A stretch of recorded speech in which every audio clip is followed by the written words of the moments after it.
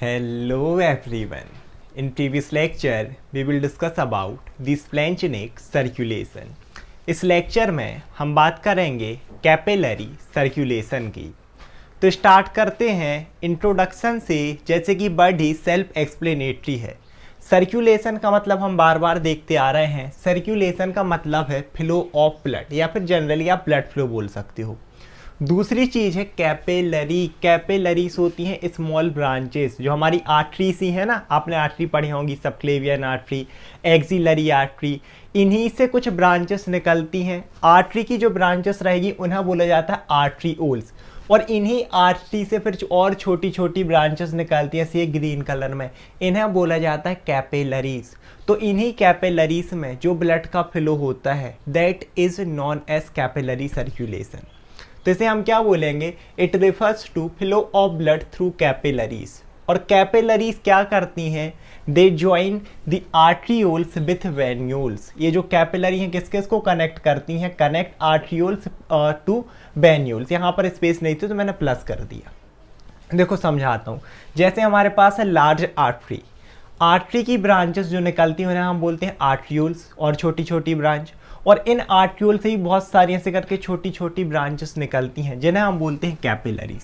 ठीक है, तो अब एक तरफ से कैपिलरीज आर्ट्रियोल्स के साथ कनेक्ट हैं, दूसरे साथ देखोगे तो सेम है, यहाँ पर लार्ज प्रेजेंट होती है हमारे पास वेन, और उसकी जो ब्रांचेस होती हैं छोटी छोटी उन्हें बोलते हैं वेन्यूल्स। तो ये देखो हमारी जो कैपिलरीज हैं वो एक तरफ आर्ट्रियोल्स को कनेक्ट कर रही हैं और दूसरी साइड से वेन्यूल्स को। तो यहाँ पर यही लाइन है। इसके बाद आगे कुछ और इम्पोर्टेंट देखें, नोट करने वाली चीज़।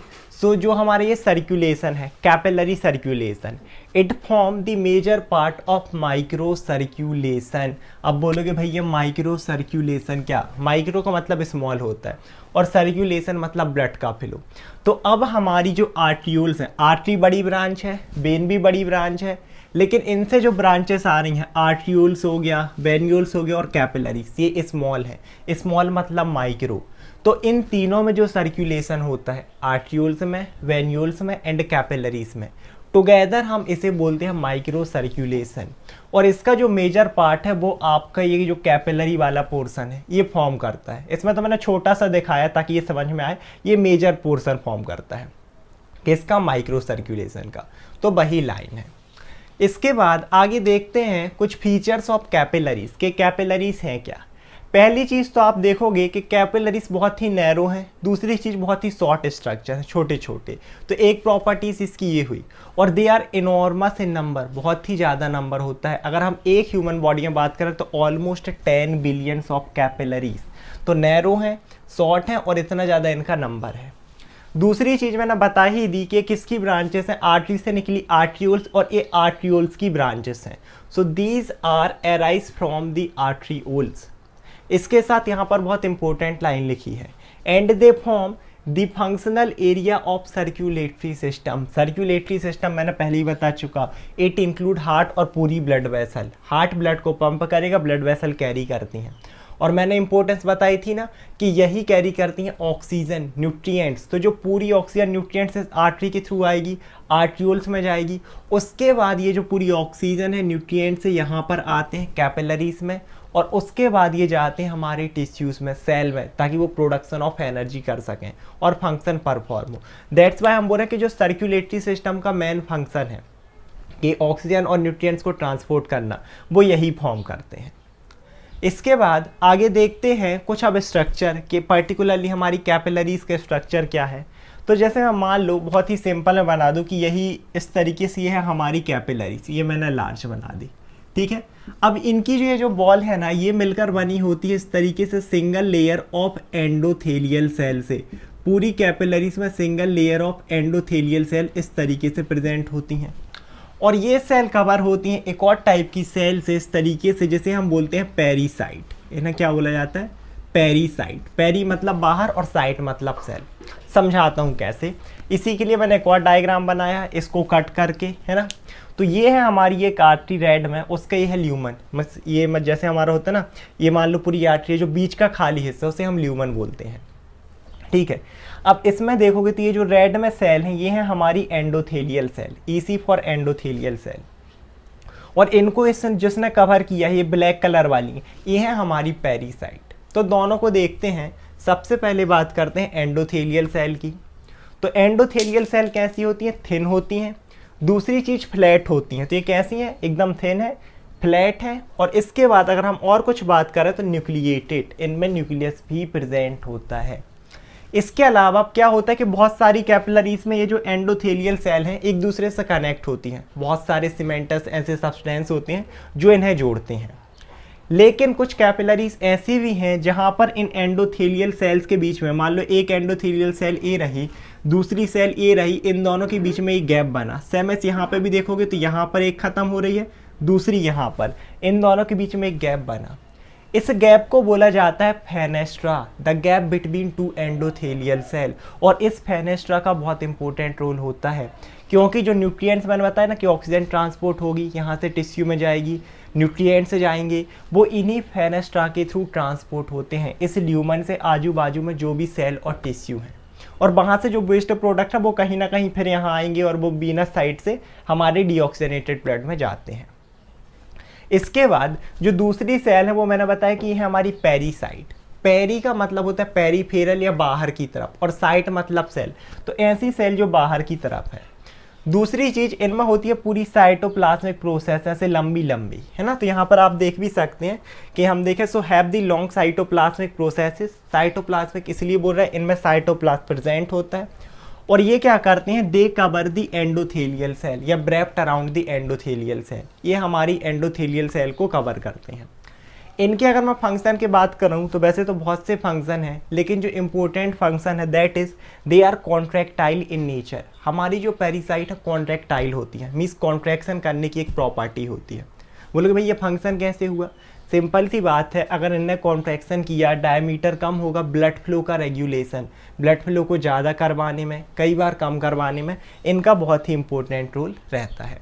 अब हम देखते हैं इम्पोर्टेंस या फिर आप कह सकते हो फंक्शन ऑफ कैपिलरी सर्कुलेशन।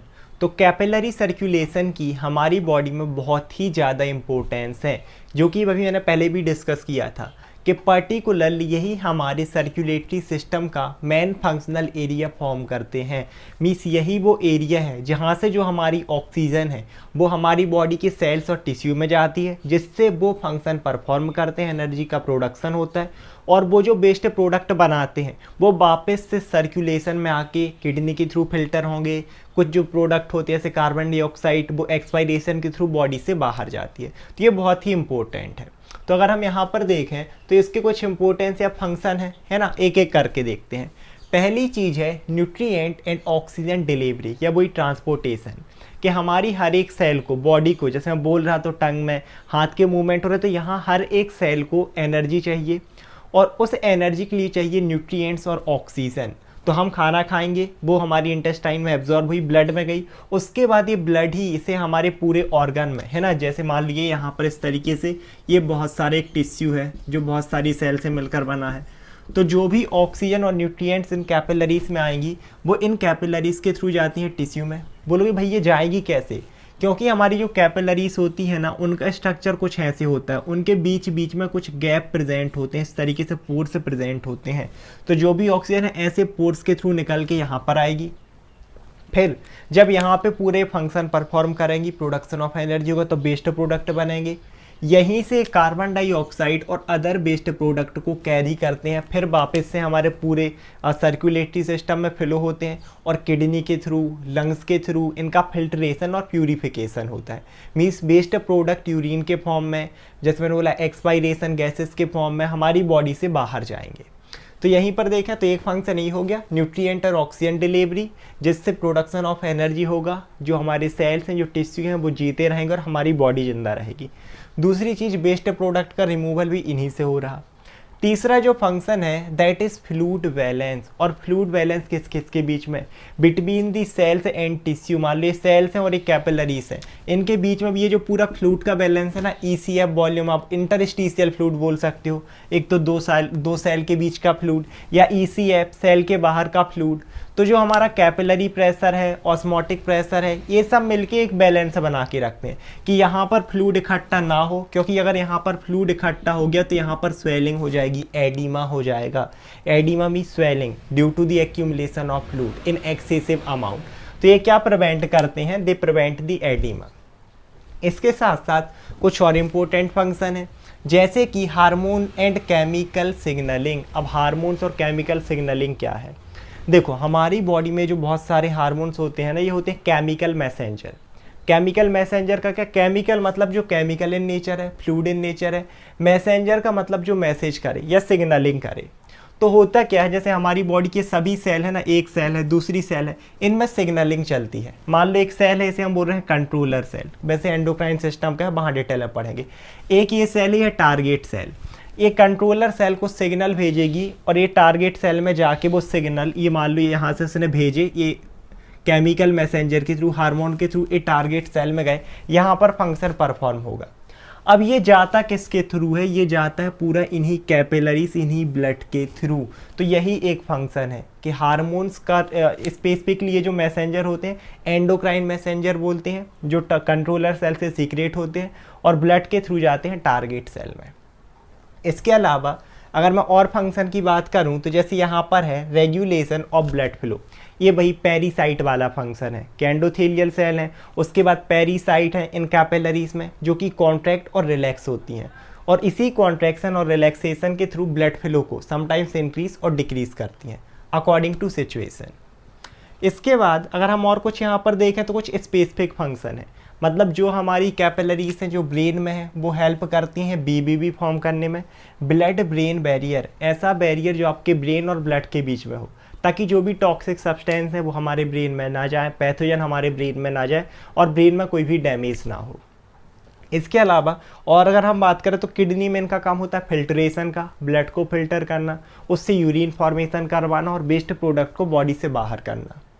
इसके साथ जो कैपिलरीज स्पेसिफिकली लंग्स में है, वहाँ पर गैस का एक्सचेंज होता है ना, पूरा कि जहाँ पर अगर हम देखिए प्रेशर ग्रेडियंट के थ्रू, जैसे यहाँ पर भी सारी चीज़ें प्रेशर ग्रेडियंट से चलती हैं। हमारे कैपिलरीज में ऑक्सीजन का प्रेशर या कंसंट्रेशन ग्रेडियंट ज़्यादा होता है, टिश्यू में कम होता है, तो ऑक्सीजन कैपिलरीज से टिश्यू में गई, फिर वहाँ कार्बन डाइऑक्साइड बनी तो यहाँ कार्बन डाइऑक्साइड का कंसंट्रेशन ज़्यादा होता है, कैपिलरीज में कम, तो वापस से CO2 यहाँ से यहाँ जाती है। सेम एस लंग्स में चलता है। इसके अलावा हम देखें तो स्मॉल इंटेस्टाइन, इसमें अपना काम रहेगा पूरा एब्जॉर्प्शन का, जो भी हम खाना खा रहे हैं। तो ये जो कैपिलरीज हैं, ये जो सर्कुलेशन है, फूड के एब्जॉर्प्शन में बहुत ही हेल्प करता है। तो ये था हमारा कैपिलरी सर्कुलेशन, इसकी इंपॉर्टेंस। हाँ, एक और चीज़, रेगुलेशन आप बोलोगे तो वही है, एक होता है नर्वस फैक्टर, आप लोग लिख सकते हैं कि जब भी सिंपैथेटिक स्टिमुलेशन है, इनका कंस्ट्रिक्शन हो जाएगा तो ब्लड फ्लो डिक्रीज हो जाएगा। एक होता है केमिकल फैक्टर्स के, जैसे कार्बन डाइऑक्साइड जब ज़्यादा यहाँ पर आ रही है वो होती है वैसोडायलेटर, तो यहाँ पर फिर ब्लड फ्लो इंक्रीज हो जाएगा। तो ये था हमारा पूरा कैपिलरी सर्कुलेशन, इसका इंट्रोडक्शन, स्ट्रक्चर, साथ ही साथ फंक्शन और रेगुलेशन। आई होप आप लोग को वीडियो समझ में आया होगा। अगर आप लोग को वीडियो समझ में आया है तो प्लीज़ अपने दोस्तों के साथ शेयर करें, वीडियो को लाइक करें, एंड अगर आपको कोई भी डाउट है तो प्लीज़ कमेंट करें and subscribe to my channel. Thank you so much everyone.